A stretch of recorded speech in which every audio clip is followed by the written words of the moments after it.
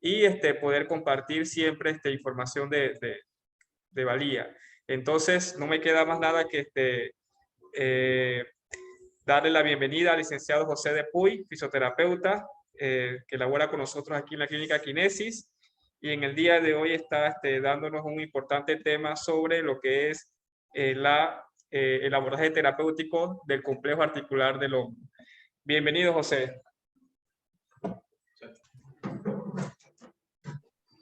Bueno, buenas tardes a todos. De verdad que es un gusto poder participar el día de hoy con esta docencia. Sabemos que el hombro es un complejo articular muy variable en toda su condición. Dicho esto, cuando algún punto anatómico se llegue a lesionar. Entonces voy a estar compartiendo con ustedes información valiosa, algunos tips importantes en ciertas condiciones que involucren lógicamente una lesión en el hombro.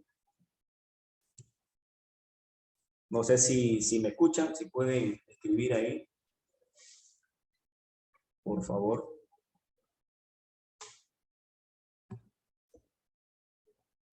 ¿Se escucha bien, sí?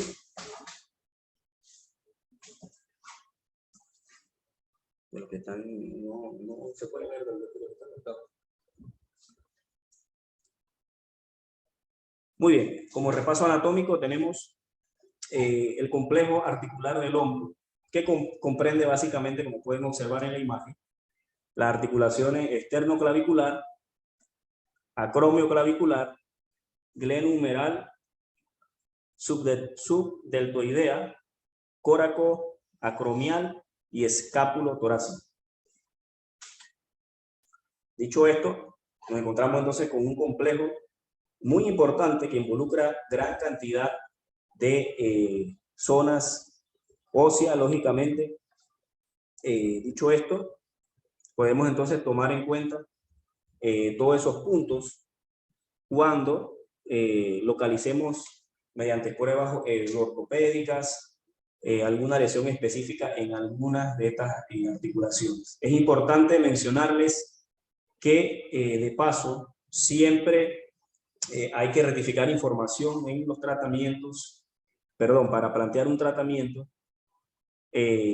con varias pruebas ortopédicas. Si nos guiamos solamente con una prueba ortopédica para descifrar, para encontrar alguna complicación, ya sea en alguna de estas articulaciones ya mencionadas, podemos tener un margen de error muy grande a la hora de dar un diagnóstico.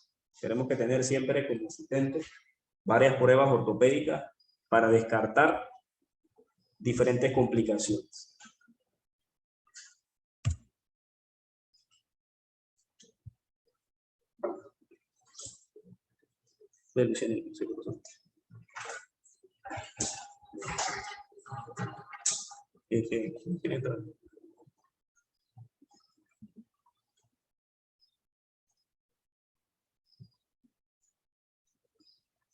Muy bien, continuamos.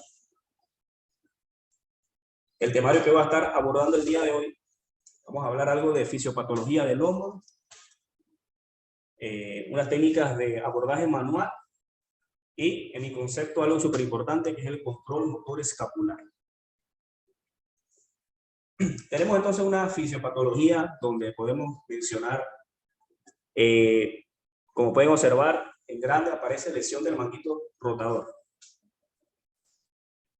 Esa lesión del manguito rotador es significativa, ya que siempre que llega a consulta alguna complicación de algún diagnóstico que no tenga que ver con el manguito rotador, vamos a encontrar siempre limitaciones en esa zona articular. Lógicamente, la inestabilidad, ya sea por una condición capsulo-ligamentosa, puede ocasionar una molestia o un resentimiento en el manguito rotador. Las fracturas que van a ocasionar una hipomovilidad también van a afectar el manguito rotador. El labrum, que son lesiones básicamente en la cabeza, lo que es el fémur, también van a afectar lo que es directamente el manguito rotador, y enfermedades degenerativas como una artrosis afectan directamente también el desempeño y el funcionamiento del manguito rotador. El manguito rotador, como sabemos, está formado por 4 músculos importantes que participan en gran cantidad de actividades y funcionamientos musculares específicos. Tenemos entonces lo que es un hombro congelado. Un hombro congelado es muy común abordar ese tipo de casos en consulta. Actualmente no hay información verídica que especifique por qué se da lo que es una lesión en esa zona de la cápsula articular que desencadene como tal un hombro congelado. Un hombro congelado, entonces sabemos que va a tener bastante rigidez a la movilidad. Va a haber una limitación importante del movimiento, y es importante también el signo significativo de que el paciente no va a indicar dolor, sino molestia a la movilidad. Es difícil que una persona con un hombro congelado sienta dolor permanente. Es ahí donde el hombro, se puede decir que la zona capsular se va poniendo cada vez más rígida, porque la persona no siente dolor y no ve tampoco la necesidad de hacer totalmente la movilidad que en su caso le esté causando molestias. Entonces podemos mencionar que las causas de un hombro congelado, podemos decir que puede ser por una rigidez cápsulo-ligamentosa, adherencias en superficie de contacto con la zona del manguito rotador y tendón del bíceps, o adherencias extraarticulares. Como pueden observar, otra vez, se menciona lo que es el manguito rotador, y nos damos cuenta que es una estructura súper importante dentro de lo que es el hombro. Muy bien. Nos encontramos también entonces con una disquinesia escapular. Una disquinesia escapular es una alteración en el funcionamiento normal de la escápula. La escápula tiene... Muy bien, la escápula tiene lo que es algo que se llama ritmo escapular. Ese ritmo escapular básicamente va a participar en gran cantidad de movimientos que hacemos habitualmente con nuestros hombros. En gran cantidad de grados de los movimientos específicos, ya sea flexión, extensión, ABD, aducción, las rotaciones o circunducciones, tienen ciertos grados específicos hacia la articulación. Luego de eso, gran cantidad de grados articulares son hechos por la zona escapular. Entonces nos encontramos que una disquinesia escapular puede ser a causa de una lesión de impingement, que eso es un estrechamiento del espacio intraarticular, un SLAP, que es una lesión donde se da una ruptura parcial del tendón de la cabeza larga del bíceps, que eso se evalúa en diferentes grados, lesiones acromioclaviculares y tendinopatías del manguito rotador. Entonces nos encontramos, sí me gustaría como que se ve de nuevo hacia atrás, lesión del manguito rotador, hombro congelado y una disquinesia escapular. Como pueden observar, son 3 fisiopatologías súper importantes que a su vez llevan otras condiciones que pueden afectar el desempeño normal del hombro. Dicho esto, voy a hacer bastante énfasis en la cintura escapular, ya que considero que es una zona muy importante que se debe de trabajar con los pacientes, ya que si vemos la prominencia ósea que tiene la escápula en comparación con todos los otros, con todas las partes óseas, nos damos cuenta que es una parte ósea muy amplia. Asimismo, como es tan amplia, nos da como una referencia de la importancia que tiene en la movilidad de nuestros hombros. Entonces nos encontramos con lo que le comentaba del ritmo escapular. Como pueden observar, ahí se están haciendo diferentes movimientos, donde se puede ver cómo participa la escápula, ¿ok? En flexiones, extensiones, rotaciones. El complejo articular del hombro depende en gran cantidad de la movilidad de la escápula. Lo pueden observar. Y cualquier alteración en estas estructuras va entonces a afectar directamente la escápula. Y viceversa también, cualquier condición en la escápula va a afectar entonces todas las otras estructuras de las articulaciones.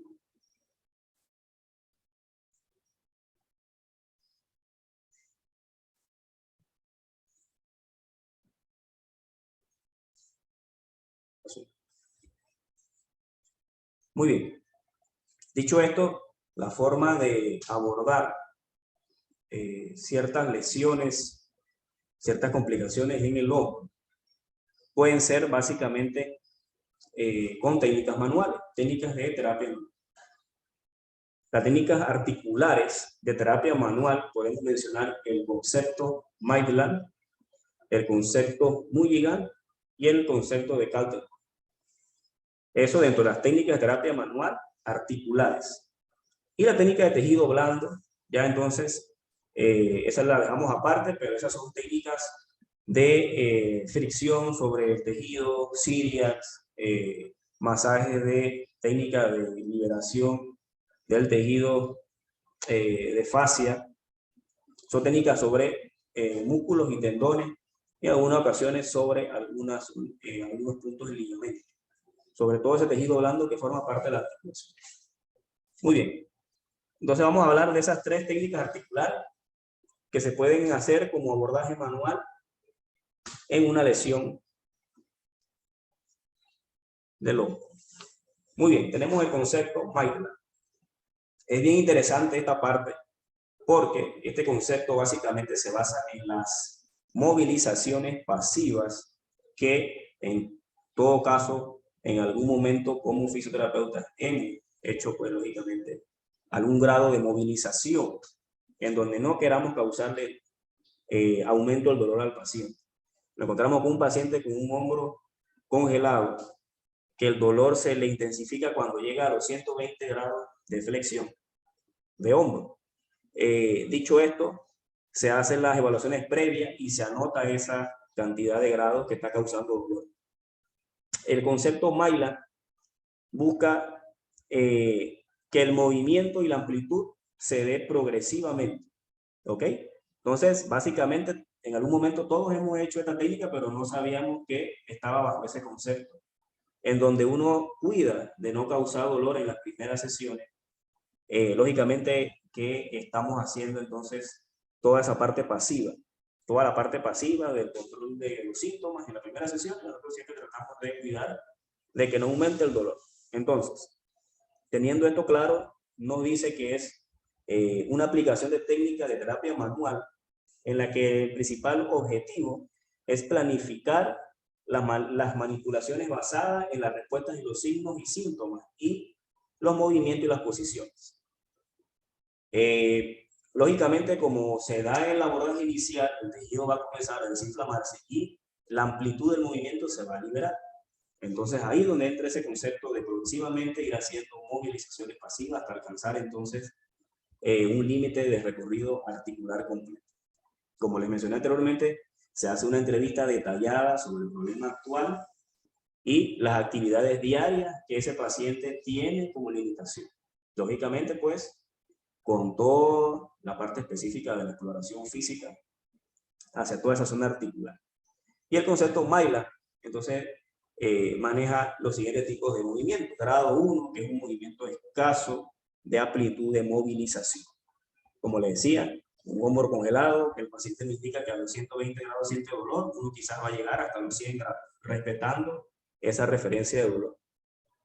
Grado 2 es un movimiento de gran amplitud de movilización que se extiende bien dentro del recorrido articular, pero no llega hasta el límite. Grado 3, movimiento de gran amplitud de movilización que alcanza el límite.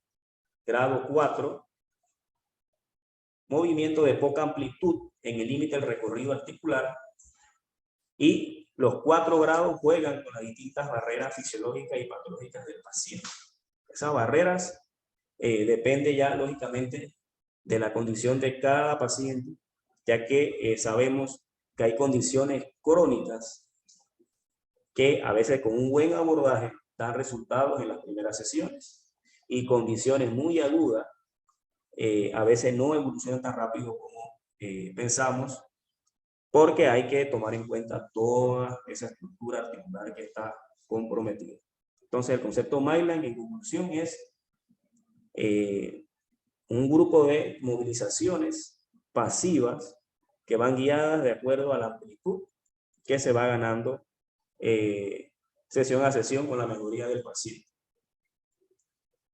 Muy bien. Tenemos el concepto Kaltenborn. Este es un concepto muy amplio que de verdad exige bastante conocimiento de parte del terapeuta y bastante repaso. Lo que el concepto Kaltenborn busca básicamente es que se movilice ciertas estructuras articulares de acuerdo a todos los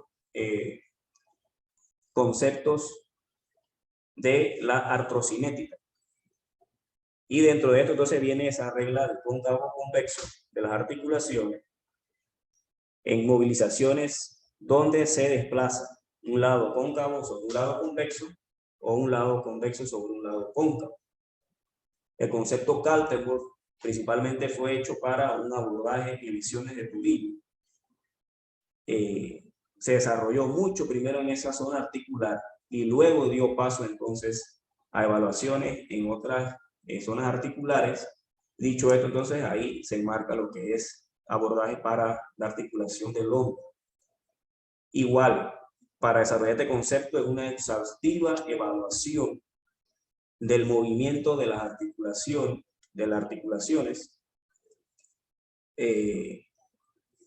grado por grado. Se delimita entonces en qué grado está la molestia y de ahí se evalúa en qué plano se sitúan variables del dolor. Todo esto se registra toda esa información y de ahí entonces uno plantea el tratamiento específico para la articulación. Lógicamente, si hablamos que una articulación está con un tejido en inflamación, la articulación va a estar inestable. Dicho esto, por eso hay que evaluar en qué plano se percibe que la articulación va a estar más inestable. Y de ahí entonces se toma todo eso como referencia para usar las pautas de ese concepto de Kaltenborn. También usa lo que es la actuación de la articulación, en donde cumple ciertos principios de tracciones en la zona articular. Es un concepto muy amplio que de verdad sería todo el tiempo de la ausencia de hoy explicando solamente eso, pero sí quería compartirles cómo se puede hacer una técnica de terapia manual de Kaltenborn sobre la escápula. Entonces, sí van a ver bastante, como están viendo, perdón, que se ha tocado bastante tema de la zona escapular, ya que se considera que esa es una de las principales zonas que hay que abordar cuando hay una lesión en el hombro. Entonces, vamos a observar una movilización escapular bajo la técnica de Kaltenborn.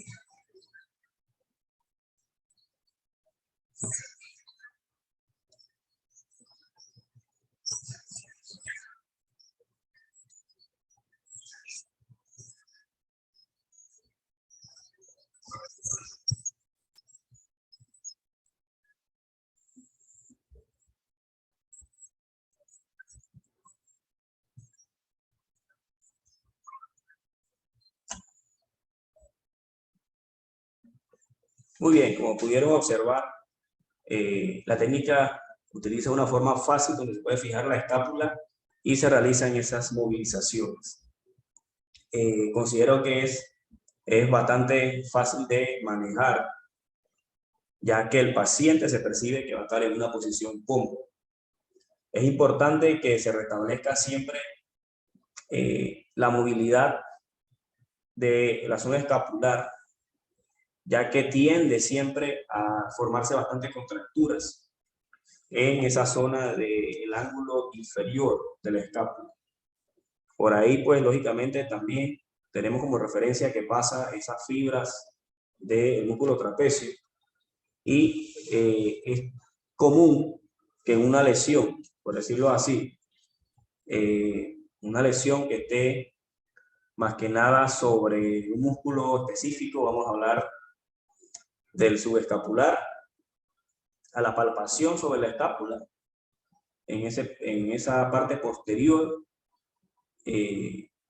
la persona va siempre a referir algo de molestia, y va a ser una molestia importante. Puede que le aumente el dolor a la zona de la palpación, ya sea superior, medial o inferior, en esa cara escapular, o en la misma zona de los ángulos superiores o inferiores, porque es una zona que hay que moverse, es una zona que hay que movilizarse. Entonces, sí me gustaría como que tomaran en cuenta eso cuando estén haciendo un abordaje en cualquier lesión del hombro. Cualquier lesión del hombro va a involucrar también ciertas complicaciones, ciertas limitaciones en la cintura escapular, ya sea directa o indirectamente. Muy bien, tenemos entonces el concepto Mulligan. Todavía es un concepto que considero mucho más específico. Al investigar sobre él, me parece que es una técnica muy buena que fuerza al terapeuta a que aprenda más sobre la biomecánica articular. Todavía es más especial porque exige una evaluación exhaustiva de la articulación. Nuevamente verificar en qué plano uno identifica niveles de crepitaciones o niveles de retención articular. De ahí hay que evaluar los músculos accesorios en cierta actividad específica, por ejemplo, en flexores de hombro, buscar toda la musculatura accesoria y de ahí fijar entonces,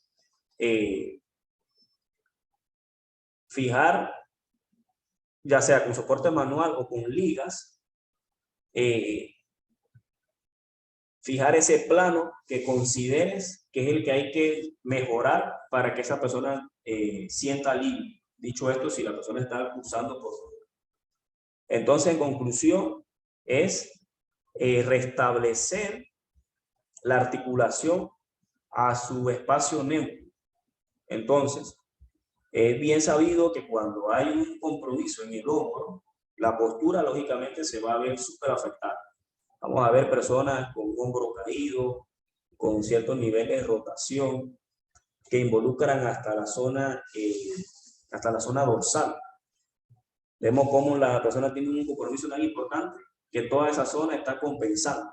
Esa compensación, entonces, mueven la articulación de su espacio neutro. Y ahí es donde entra este concepto, que básicamente es restablecer la articulación a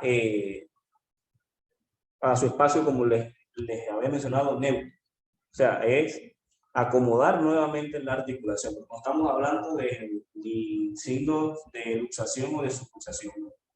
Son ciertas cosas que se dan en la articulación cuando hay muchos niveles de inflamación, muchos niveles. Entonces, les voy a compartir un video para que puedan observar un poco más sobre la técnica. Ahí dice que hay que analizar la biomecánica del movimiento del paciente. Luego, se le pide al paciente que haga algún tipo de movimiento que le cause dolor y se palpa la zona muscular. Y verificamos la articulación que no esté realizando bien el movimiento.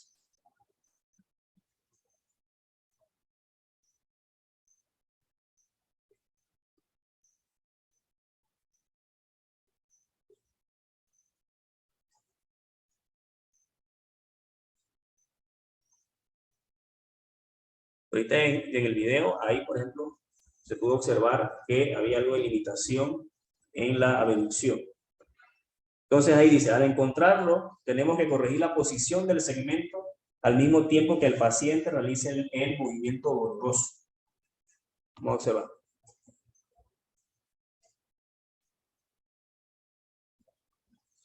Lógicamente es una técnica que hay que estudiar bastante, pero sí quería como que compartirlas para que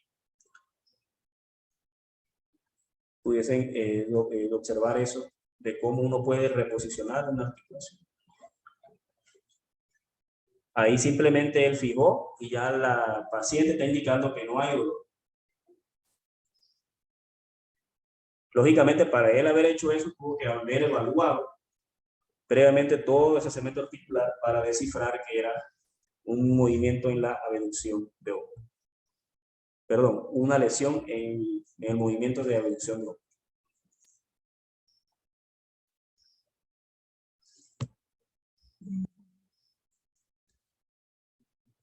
Muy bien, le voy a compartir otro video de ese mismo concepto, un poco más ilustrativo.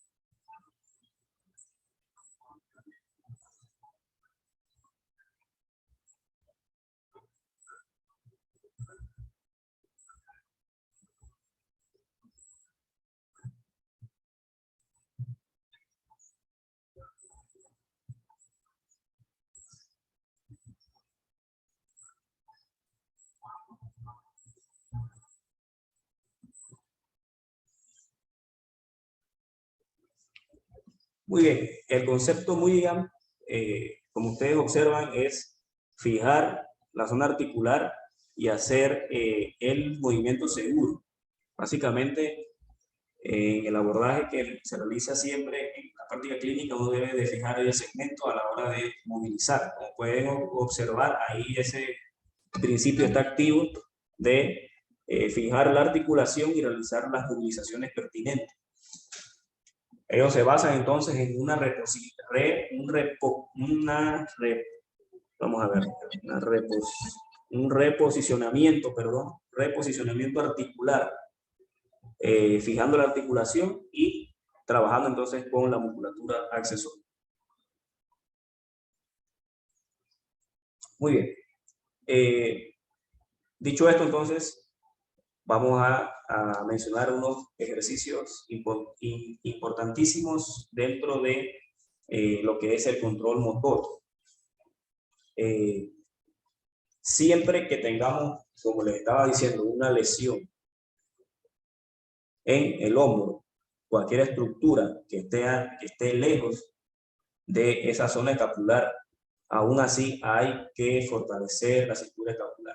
Eso va a ser importantísimo y va a ser la base de un buen abordaje terapéutico o una buena rehabilitación.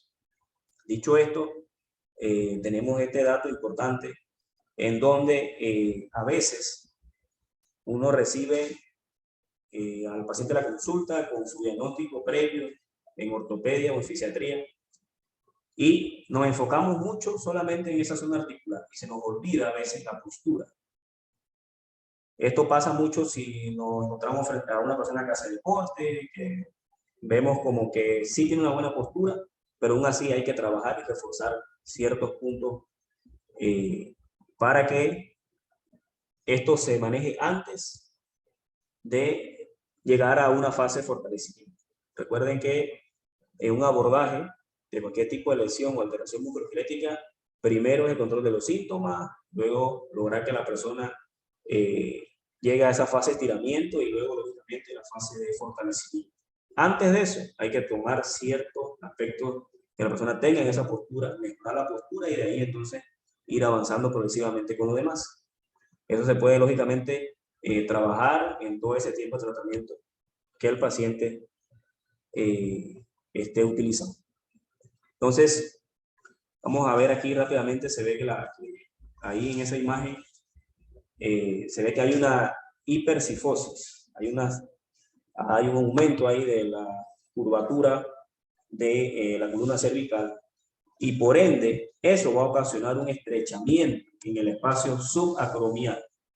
Entonces, fíjense cómo una cifosis afecta el espacio subacromial. Lógicamente se va a comprometer toda esa zona del supraespinoso, el espacio de la bursa, y ahí también cae la articulación acromioclavicular. Todo eso se va a ver comprometido por una mala postura. Entonces hay que tomar en cuenta mucho eso, porque así como observamos una cifosis puede llegar a ocasionar esa lesión, así muchas otras alteraciones posturales afectan también toda esa estructura del hombro.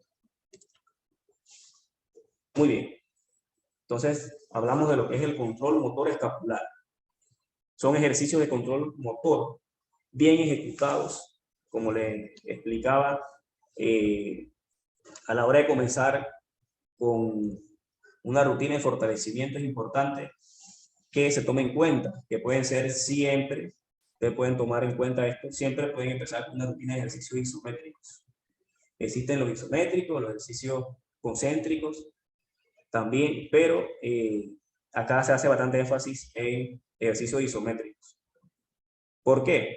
Porque vamos a lograr que la zona articular se adapte a ese esfuerzo que le vamos a ir buscando progresivamente cuando sumemos mancuernas, sumemos cualquier peso terapéuticamente hablando. Entonces, acá en la experiencia que tengo de atender lesiones en hombro, he visto cómo la articulación libera esa movilidad o esas retenciones forzando con ejercicios isométricos. Y digo forzando porque también no es que sean cosas sencillas de hacer, ¿no? Recuerden que son ejercicios que se pueden hacer tanto con el paciente de cúbito supino o en hiperestación, que se le exige también algo de esfuerzo. La última paciente que he estado atendiendo ya es una señora adulta mayor, 86 años de edad, y después de exhaustivamente hacer varias rutinas de ejercicio isométrico, fortalecimiento, flexores, extensores, rotadores de hombro y también para cintura escapular, ha logrado mejorar lo que es el rango articulares, donde solo llegaba a una flexión de 110, ya está llegando a una flexión de 150, 160 grados. Es súper importante tomar en cuenta esto, ya que también la articulación, como les mencionaba, va a percibir esa adaptación a esas exigencias, a esas cargas que vamos a ir haciendo progresivamente en cualquier tipo de ejercicio que manejen en su rutina, ya sea ligas, mancuernas o alguna rutina también un poquito más exigente, si estamos hablando de una persona que es deportista y que hay que llevarla a ese gesto deportivo. Todo eso se puede comenzar con una rutina de ejercicios isométricos. Muy bien. Dicho esto, le voy a mencionar básicamente unos ejercicios que nos van a dar un buen control motor escapular. ¿Por qué? Porque es una de las zonas que hay que activar y hay que mejorar significativamente. Ojo, esto lógicamente se puede sumar a todo el trabajo que ustedes estén haciendo en alguna lesión específica. Como les mencioné, ya sea por una condición degenerativa, una condición fractura de ortopedia, cualquier tipo de condición, ustedes pueden sumar rutinas de control motor escapular. Entonces tenemos lo que es la activación del supraespinoso. Muy bien. ¿Por qué es importante trabajar el supraespinoso? El supraespinoso hay que trabajarlo porque va a ayudar a inhibir lo que es la acción del deltoide posterior y va a evitar lo que es que se dé un aumento o evitar lo que es el impingement, que eso es un estrechamiento ahí del espacio subaracnoideo. Muy bien, tenemos entonces 3 ejercicios. Básicamente estos tienen ya nombre. El primer ejercicio que pueden observar a la persona de pie se llama ejercicio de lata llena o full can. Básicamente se realiza con ciertos grados de flexión de hombro, cierto grado de abducción y un límite de movilización no más de 110 grados. Ahí, como ustedes pueden observar, esa persona de pie regresa a su posición inicial y repite el movimiento. Ahí va a dar entonces una activación del supraespinoso. De igual manera se puede manejar con mayor soporte sobre un banco fijo. De esa manera, de ahí la persona vuelve a su posición inicial, agarra la cintura y hace el despegue. Y también se puede manejar con apoyo en colchoneta y ahí recibe igual el nombre, lata llena y prono. Entonces, son 3 ejercicios básicos que van a activar lo que es el supraespinoso. Muy bien. Dicho esto, hay que también trabajar el trapecio inferior. ¿Por qué? Porque el trapecio inferior es un depresor de la escápula y un estabilizador de la articulación glenohumeral. Muy bien. Fácil el ejercicio. El paciente se coloca en decúbito prono y solo tiene que mover lentamente la barbilla hacia el pecho. Al momento de haber retraído la barbilla, va a hacer entonces una retracción de los omoplatos. Muy bien, y asegurándose entonces de que la frente quede de que tenga buena posición durante el movimiento del cuello, o sea, de que usted perciba de que sí hizo el acercamiento de la barbilla hacia el pecho. Ya las repeticiones van en función de específicamente de la condición del paciente. Muy bien. Otro importante también para el trapecio inferior. Aquí entonces igual, paciente de cúbito prono y se le pide entonces al paciente que levante el pecho, eleve los brazos y retraiga los omoplatos o haga un movimiento de retracción escapular. De ahí entonces se puede acompañar con algo de respiración, que inhale durante el ascenso y que exhale cuando vuelva a la posición inicial. Estos ejercicios no se encuentran tan fáciles. Inhibir, por ejemplo, como les comentaba, la fuerza del deltoide posterior es un poco complicado.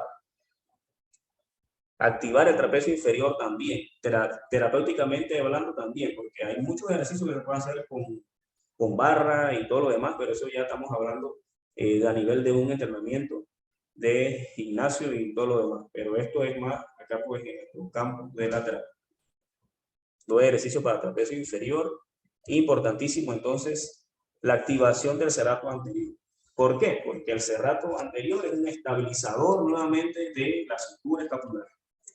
Fácil el ejercicio. El paciente se posiciona frente a una pared e intenta empujar. Y en el momento que está intentando empujar, entonces hay que hacer una retracción escapular. Ahí se va a dar esa activación de toda esa zona del serrato. Y otro también sencillo es un push-up. Aquí lo que especifican en la imagen es que a mayor separación de hombros, mayor será la contracción de la fibra del serrato anterior y del trapecio superior. Entonces, ¿qué hay que hacer? Básicamente la persona se coloca, va a hacer una pechada. Al momento de la elevación de la pechada, cuando la persona suba, ahí va a ser entonces una retracción escapular. Entonces, como pueden ver ahí se puede, básicamente que hay que separar un poco más las manos, ya que por lo general cuando uno hace una pechada, uno trata de no pasarse tanto la línea de los hombros. Entonces ahí pues ellos están pidiendo de que se dé un poco más de espacio entre el apoyo de las manos y se realice el ejercicio. Muy bien. Considero que la información que se les ha compartido es bastante valiosa, bastante importante, y siento que es una información que en todo caso nunca va a estar de más y nos da un norte. Siempre nos va a dar como un norte de qué más se puede hacer, qué más se puede hacer cuando haya alguna condición que no se pueda rehabilitar tan rápidamente como esperamos. Y también que se les exhorta pues a que investiguen y aprendan esas técnicas. Por ejemplo, la de Kaltenborg se vende bien en forma online, con múltiples variables ahí de la universidad donde usted quiera estudiar, pero una técnica que bien se puede estudiar así, online, sin necesidad de estar en la práctica así física. Entonces, no sé si tienen alguna duda, con gusto se les puede indicar cualquier duda que tengan. ¿Quieren comentar algo? No sé. Estamos aquí todavía.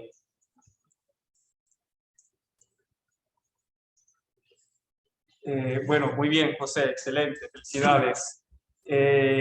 Bueno, sí, para dar espacio para las preguntas, respuestas, abordaste realmente el tema de una manera bien completa y compleja, como el título lo dice, ya que realmente el hombro es una articulación bastante compleja en lo que es la parte articular como lo describiste, y también en la parte muscular, y también en la parte de la sintomatología, porque muchas veces el paciente viene por dolor en el hombro, pero viene con un dolor tan difuso que es difícil identificar cuál es el origen del dolor.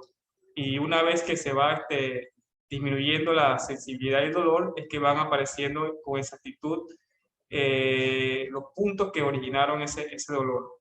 Entonces, José, como conclusión, abordaste, pienso que varios puntos importantes, como recalcaste la importancia de lo que es la movilización articular, la movilización escapular, que pienso que es, como lo has dicho, sumamente importante.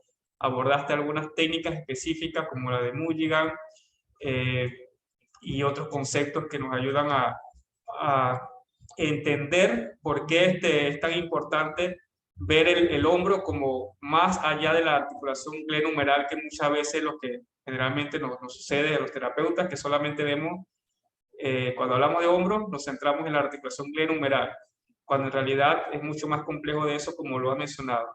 Entonces, en conclusión, José, para todos,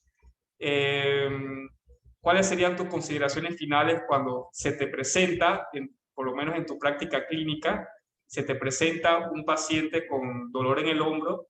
Ya has pasado por esa etapa inicial que no se abordó en esta docencia, justamente porque ya digamos que, como el licenciado José lo describió, ya se pasa por esa etapa de lo que es la parte analgésica, como el ultrasonido, el TENS, calor, etcétera, etcétera. Ya pasamos por esa etapa y ahora estamos en la parte de lo que es la rehabilitación de lo que son los rangos de movilidad, la fuerza y todo lo demás, pero que de hecho, como José lo describiste, mucho antes de llegar a esa parte de fortalecimiento activo o fortalecimiento contra resistencia, hay una etapa importantísima que es justamente la que estás abordando en el día de hoy. Entonces, tus consideraciones al respecto de esa pequeña etapa como conclusión en base a todo lo que has descrito en esta gran docencia. Muy bien. Siento que uno de los puntos más importantes, como usted menciona, en esa parte del abordaje, cuando la persona está más que nada en la fase de estiramiento y de ejercicio, es lograr que la persona tenga un control. ¿Cómo se hace control? Haciendo ejercicios específicos de estabilización de la articulación. Uno puede comenzar un abordaje para una tendinitis de un bíceps vamos a hablar de una inflamación en grado 1, que es algo leve, pero dentro del plan de los ejercicios te vas a dar cuenta que van a haber nuevos puntos dolorosos. De un punto de dolor que estaba puntual ahí en la zona del bíceps, ya el dolor se va hacia fibras del deltoides, ya sea media, posterior o hasta la zona escapular. Entonces considero que hay que tomar en cuenta, importantísimo, ejercicios específicos y de calidad, no cantidad. No es que el paciente viene y le voy a poner a hacer 20 ejercicios con una repetición de cada uno, porque ahí no estamos haciendo nada, estamos solamente fatigando la zona. Hay que enfocarse en ciertas necesidades, hacer las rondas completas de movilizaciones. Dicho esto, bueno, todo bien específico en sus movilizaciones, en su ejercicio, ya sea si está haciendo isométricos, isotónicos o excéntricos. Hacer las rondas con peso también adecuadamente, ¿ok? Adecuadamente. Yo siento que un factor muy importante que hay que enseñarle al paciente es el control del movimiento. El control del movimiento, estar ahí con el paciente para que él perciba cómo es la forma correcta de hacer el movimiento. Esto pasa mucho cuando le ponemos a un paciente una mancuerna de 2 libras, compensa con todos los otros músculos, comienza a compensar con trapecio y con todos los demás músculos que no queremos que se activen tanto. Importantísimo, gran cantidad de control articular lo conseguimos sin efecto de gravedad. Paciente en decúbito supino, mismos rangos de movilidad, en flexión, en abducción, en rotación. Eso va a ayudar a una mayor contracción específica de ciertas zonas musculares y vamos a lograr un mejor control del movimiento. Yo siento que lo más importante en esa fase de fortalecimiento es lograr un control articular. Excelente, excelente, José. Y me gustaría también, José, que nos dieras tu impresión con relación a lo que generalmente sucede, es que el terapeuta ya por su práctica y su experiencia comienza justamente a realizar ciertos ejercicios y ya se vuelve como una rutina y se pierde el enfoque de la necesidad en sí, ¿verdad? Entonces, ¿cómo tú haces para poder mantener ese enfoque si, por ejemplo, en tu abordaje terapéutico tienes la intención de trabajar la escápula o trabajar lo que es el fortalecimiento isométrico? ¿Cómo tú trabajas ese enfoque para poder garantizar que el ejercicio, como tú dices, sea el indicado para ese paciente en ese momento? Muy bien. Bueno, ese enfoque básicamente debe ir acompañado con las rutinas de ejercicio. Hay que delimitar específicamente condiciones de dolor. Ahí es donde vamos a tener como un punto clave de ese enfoque que usted menciona, porque es verdad, comenzamos siempre con ejercicios un poco más pasivos, una rutina más pasiva, gradualmente la persona pues consiga lógicamente más fuerza. Siento que va de la mano con la condición del dolor como tal.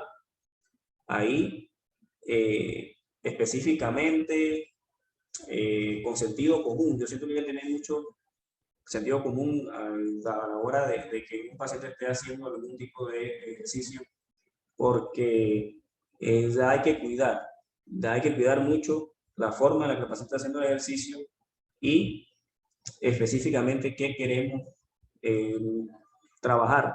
Como yo les mencioné anteriormente, en las 3 fisiopatologías que se veían principalmente en puntos anatómicos específicos: fortalecimiento de manguito rotador, fortalecimiento de cintura escapular, zona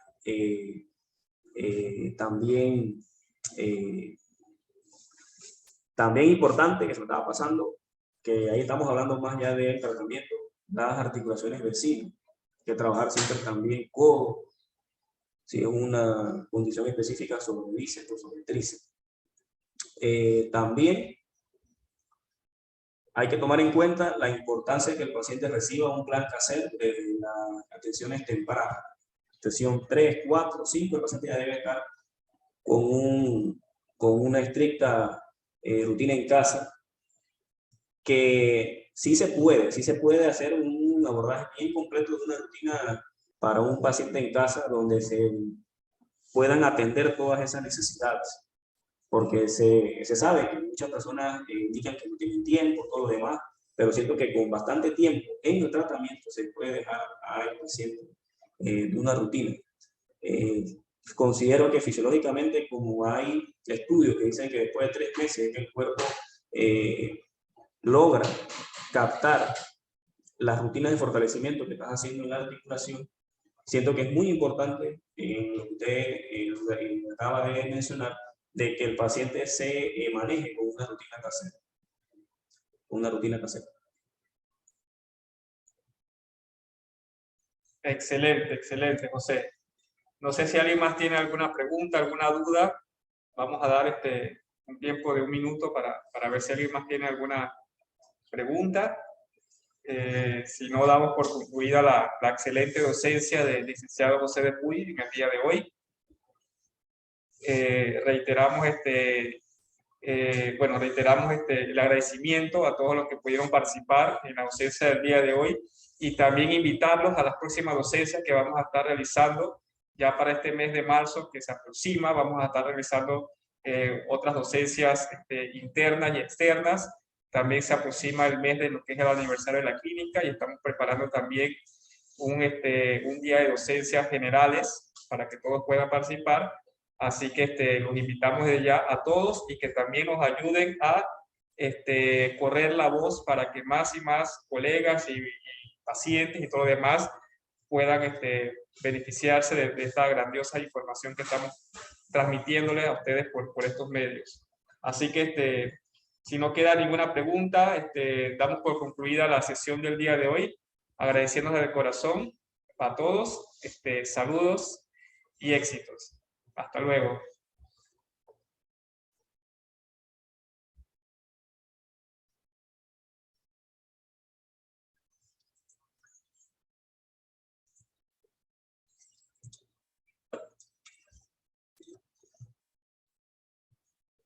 Pensé que se iban a conectar más, que era más interesado, pero bueno.